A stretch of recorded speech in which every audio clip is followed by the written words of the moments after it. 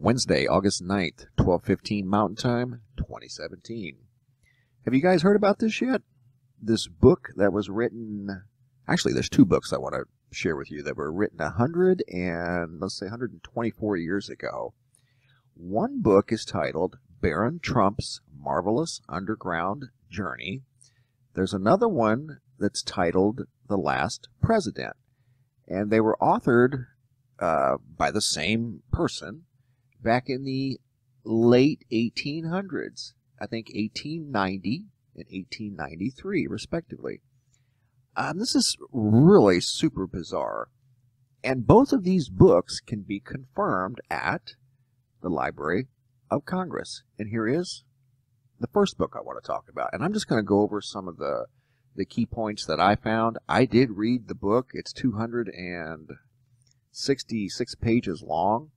I scanned through most of it, writing down, just took a few notes of some things that are weird parallels with today's society. And this was 124 years ago.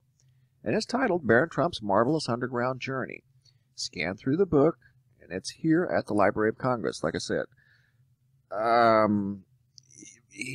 Okay, the boy's name is fitting with today's modern-day world. There's a boy by the name of Barron Trump, and he's the son of the current president. He has a mentor in the book. Let's go to the book that's at the Library of Congress right here. I'll post a link. You can confirm all this yourself. He has a mentor by the name of Don. Okay. There's also a reference on page 87. Well, actually, Don gives him a map and directions to a portal that can take him to a place. It's a manuscript. Right here it is. According to the learned Don Foom's manuscript, the portals to the world within a world, this is on page 7, were situated somewhere in northern Russia, possibly the upper Urals of Russia. And these portals would actually lead you to a different dimension, which would take you to a world within a world. It's really bizarre. But continuing on, let's go to page 87. I noticed there was something that reminded me of a word today that's in our everyday lives, but it's got an extra letter in it in the book.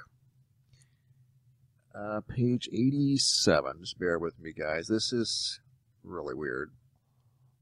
Almost there. Page 85. There we go. 87. Where's it at? 86, 87. Okay.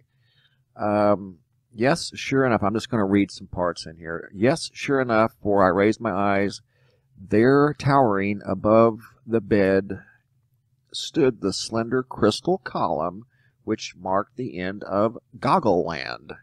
And it makes a few references in this chapter about Goggle-land, which reminded me of Google-land. It talks about on page 90 a marble highway, makes several references to a marble highway in this world, right here within a world. Not quite sure what the marble highway means. Talks about a big discovery of natural gas. It makes a couple of references to that.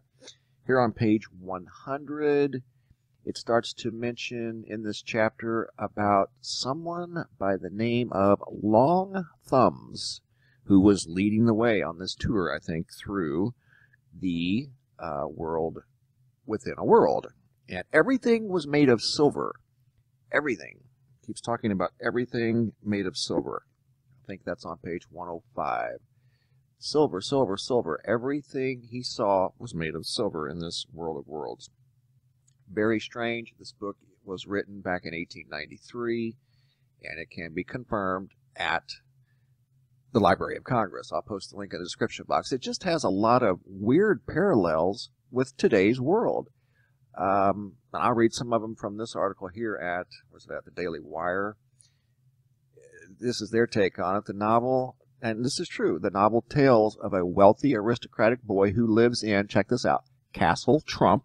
That's one thing I forgot to tell you. It does state that the boy lived in Castle Trump and is guided on his journey to Russia by a man named Don. There you go. Sums it all up. the multitude of similarities to today's Trump family from this book are just incredible, and it concludes the Trump family is capable, or the conspiracy theorists that the Trump family was capable of time travel. Barron visits Russia on an extraordinary venture, guided by the master of all masters by the name of Don. The Trump family motto, the one in the book, that is, the pathway to glory is strewn with pitfalls and dangers. The illustration from the novel depicts Trump dressed in lavish old-fashioned clothing and jewelry as he departs from Castle Trump and begins his voyage heading to Russia to locate the entrance, the portal, into alternate dimensions, the world within the worlds. There's also another book authored by the same author, and that is this book here called The Last President. And both these books are by Ingersoll Lockwood. This one was written in 1900, and this one here has an incredibly weird parallel with today's world. Unbelievable. Starts off, what the book is about, it's about a man who got elected president.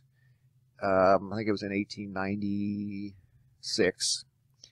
Complete underdog, was not expected to win. He was a wealthy man who lived on Fifth Avenue in New York. Yes, you're hearing this all right.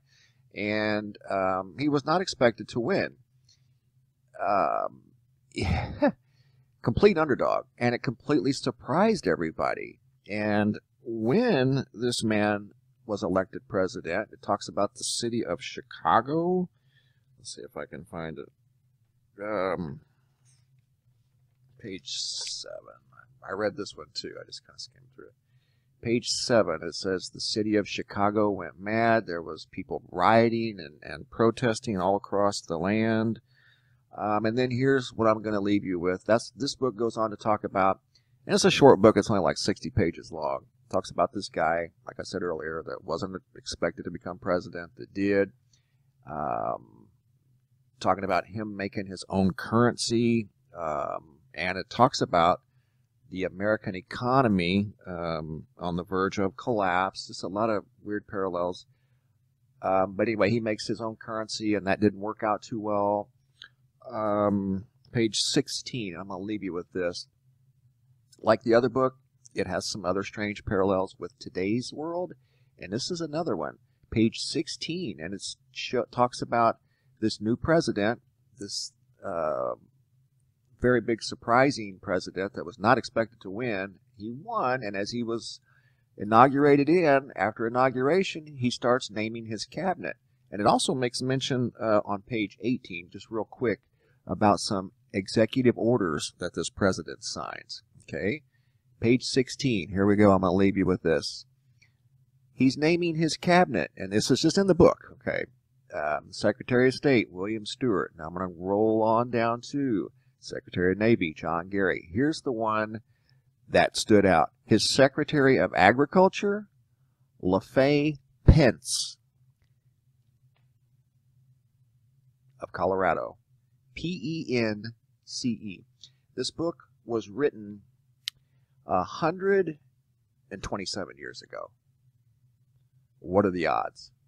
I'll post the link to both of these books that are at the Library of Congress. The article here from the Daily Wire. And yes, it is true, as odd as it may sound. Thanks for watching, guys. Be safe out there.